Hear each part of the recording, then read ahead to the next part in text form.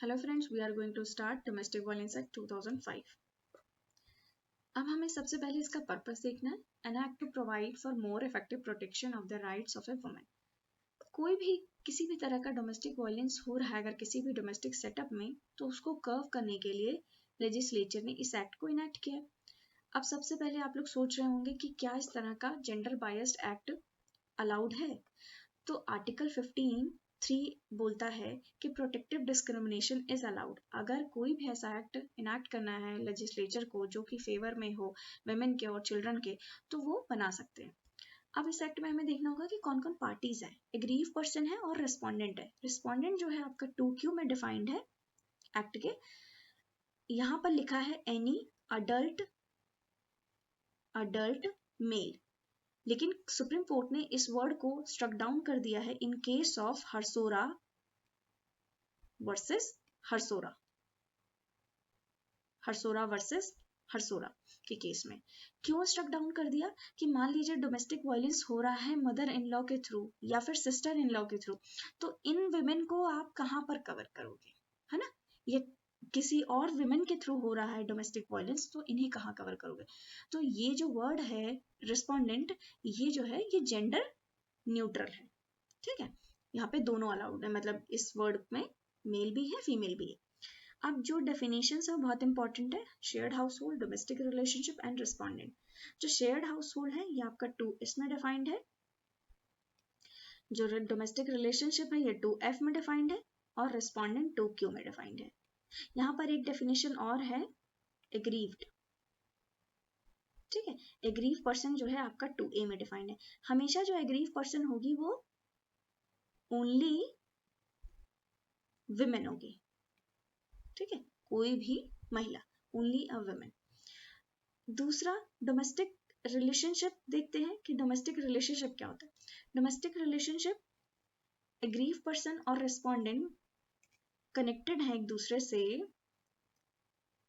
Through adoption, marriage, in the nature of marriage, in the nature of marriage, और living as a member of joint family और by blood relation. They are using word consanguinity, जिसका मतलब blood relation ही होता है. ठीक है, तो अगर रिस्पोंडेंट और एग्रीव पर्सन इन तरह से रिलेटेड है एक दूसरे से, तो उनके बीच में डोमेस्टिक रिलेशनशिप है और रह रहे हैं साथ में शेयर्ड हाउस होल्ड में, तो उनके बीच में डोमेस्टिक रिलेशनशिप है. हमें समझना होगा कि हम डोमेस्टिक रिलेशनशिप की डेफिनेशन पढ़ ही क्यों रहे हैं.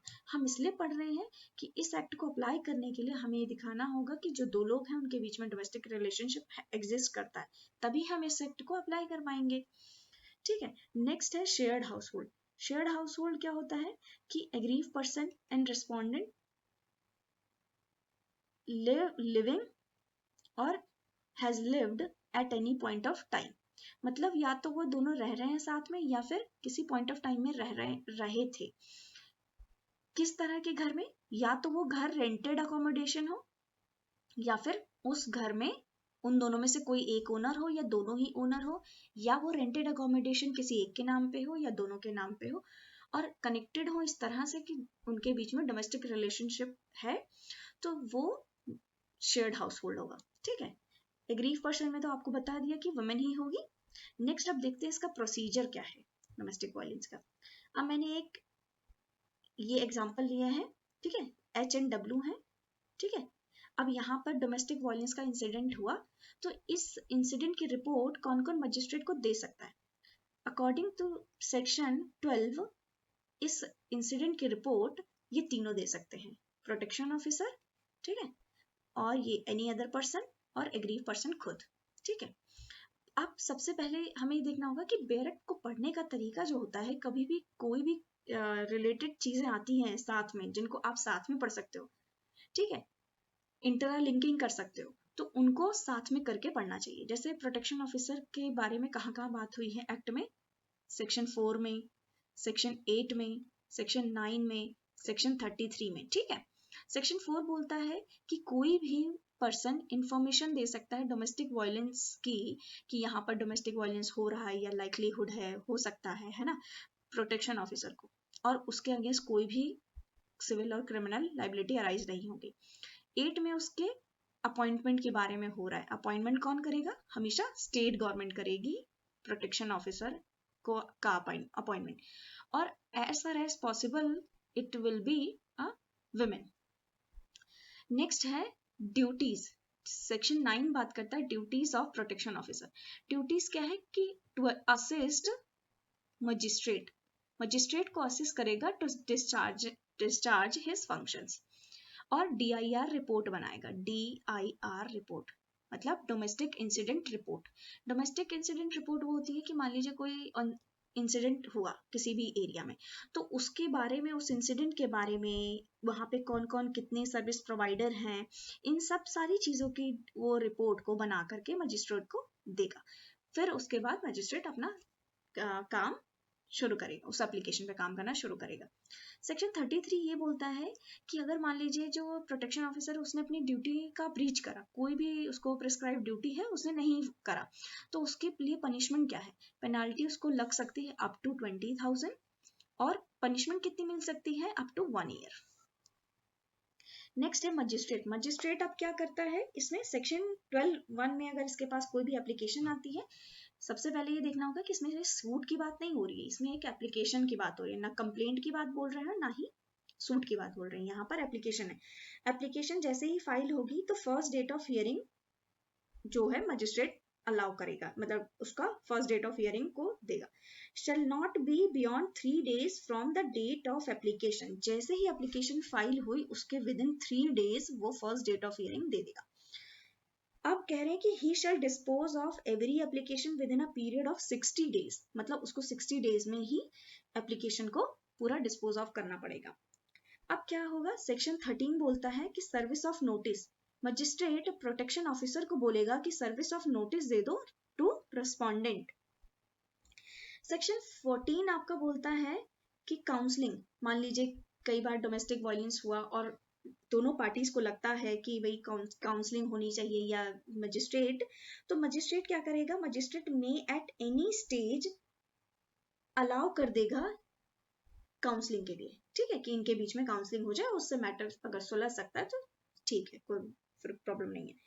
सेक्शन 16 बात करता है कि अगर कोर्ट को लगता है कि कैमरा प्रोसीडिंग होनी चाहिए, किसी एक ने अप्लाई किया है कैमरा प्रोसीडिंग के लिए, मान लीजिए एग्रीव ने, पर्सन ने या फिर रिस्पोंडेंट ने, तो कोर्ट में अलाउ फॉर कैमरा प्रोसीडिंग, ठीक है। कैमरा प्रोसीडिंग के बारे में आपका सेक्शन 327 भी बात करता है CRPC का, ठीक है। नेक्स्ट है, हाँ, नेक्स्ट बहुत इंपॉर्टेंट सेक्शन है सेक्शन 17, जो कि बात करता है right to reside in a shared household, ठीक है। नॉट विद, यहाँ पर ये वर्ड यूज कर रहे हैं, not with standing anything contain. इसका मतलब है कि इसका ओवरराइडिंग इफेक्ट है कि ये जो है, women in a domestic relationship shall have right to reside in the shared household whether or not has any right, title, interest in the same।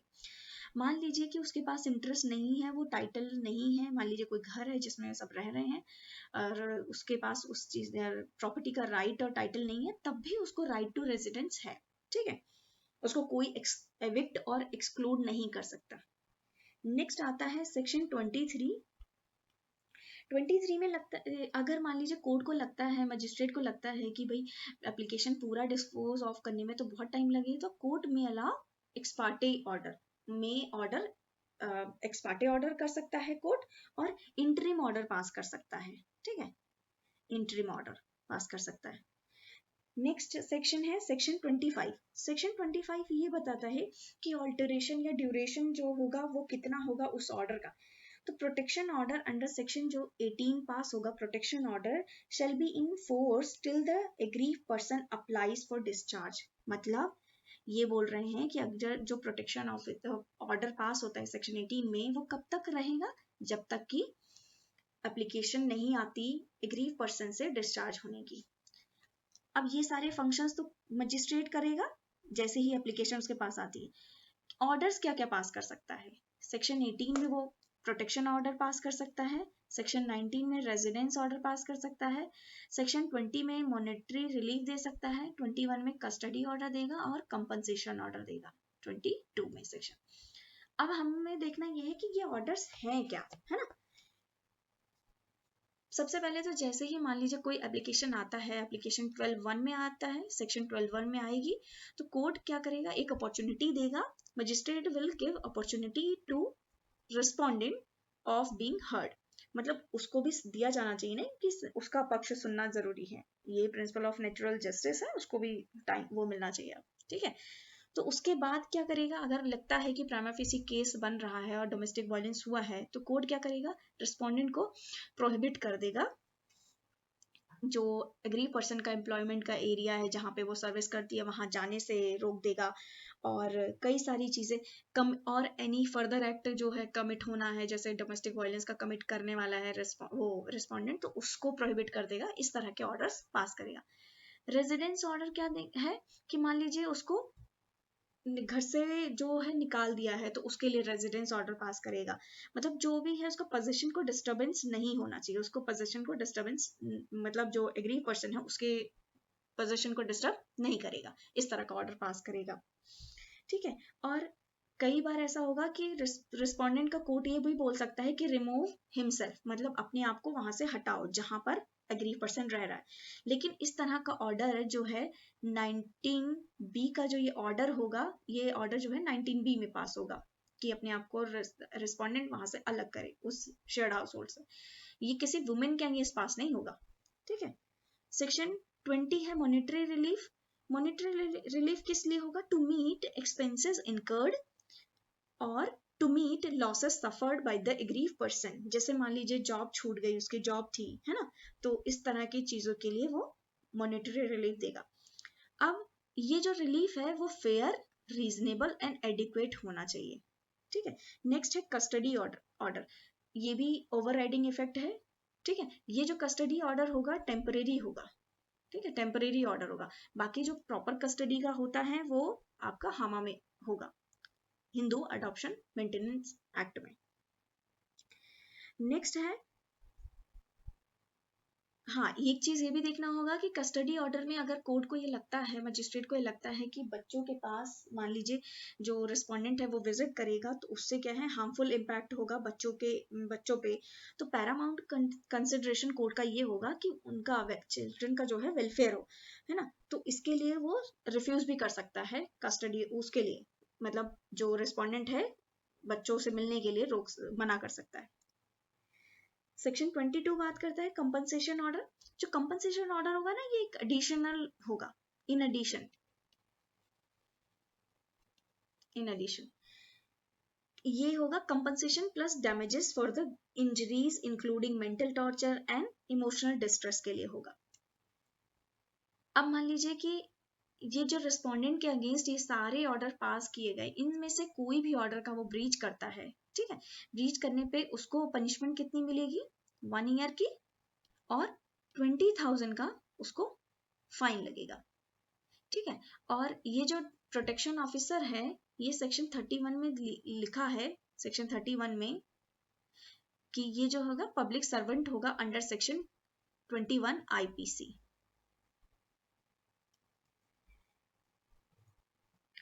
मान लीजिए ये जो रिस्पोंडेंट है ये कोई भी ब्रीच करता है, कोई भी और भी एक्ट करता है डोमेस्टिक वायलेंस का, तो ये जो ब्रीच है इसका, जो किसी भी ऑर्डर को ब्रीच कर रहा है रिस्पोंडेंट, तो ये कॉग्निजेबल और नॉन बेलेबल ऑफेंस होगा, ये सेक्शन आपका 32 बता रहा है। नेक्स्ट देखते हैं, अभी तक तो हमने समझ लिया कि प्रोसीजर क्या है, अभी हमने अब्यूज तो देखा ही नहीं, अब्यूज होगा किस तरह से, डोमेस्टिक वायलेंस का अप्लाई तभी करेंगे ना जब वहां पे कोई अब्यूज होगा, डोमेस्टिक रिलेशनशिप होगा, तो अब्यूज किस तरह से हो सकता है। पहला फिजिकल अब्यूज, फिजिकल अब्यूज में मान लीजिए ऐसा अब्यूज जिसमें उसके लाइफ को हार्म है ना, उसकी हेल्थ को हार्म कर रहे हो, तो ये चीज में क्या होगा, फिजिकल अब्यूज है, या जिसमें असॉल्ट हो रहा है, ठीक है। सेक्सुअल अब्यूज होगा, तो सेक्सुअल अब्यूज और फिजिकल अब्यूज में कोर्ट क्या पास करेगा, प्रोटेक्शन ऑर्डर अंडर सेक्शन 18 पास करेगा। अब इकोनॉमिक अब्यूज में मान लीजिए कि उसका स्त्री धन है या और कोई उसकी प्रॉपर्टी है, आपने वो एलिनेट कर दिया, स्त्री धन उसका रख लिया, नहीं दे रहे हो, तो ऐसे केसेस में मॉनेटरी रिलीफ पास करता है कोर्ट और रेजिडेंस ऑर्डर पास करेगा। नेक्स्ट है verbal and emotional abuse. Verbal and emotional abuse क्या चीज होती है कि मान लीजिए आप उसको नेम कॉलिंग कर रहे हो, कोई ऐसे गंदा नाम बुला रहे हो जो नहीं सही है, और दूसरा मेल चाइल्ड नहीं है या फिर चाइल्ड ना होने पर भी आप इस तरह से कुछ बोल रहे हो उसको गलत चीजें, तो ये सारा वर्बल और इमोशनल अब्यूज होगा। इसमें कोर्ट क्या इस तरह के उसमें क्या पास करता है, custody order, compensation order. Next है, हाँ, कोई भी अगर आपको इससे रिलेटेड डाउट होता है तो आप मुझसे कमेंट करके पूछ सकते हैं। ये जो एक्ट है ये बहुत इंपॉर्टेंट है, राजस्थान में मेंस में आता है और कई सारे स्टेट एपीओ के एग्जाम में इससे क्वेश्चन बनते हैं। कोई भी डाउट हो तो आप कमेंट करके पूछिए। और मेंस के लिए आपके जो डेफिनेशंस है, मैंने जितनी डेफिनेशंस कवर की है वही इंपॉर्टेंट है, shared house hold, domestic relationship, respondent, और एक और डेफिनेशन थी एग्रीव पर्सन, ठीक है। और thank you for watching this video.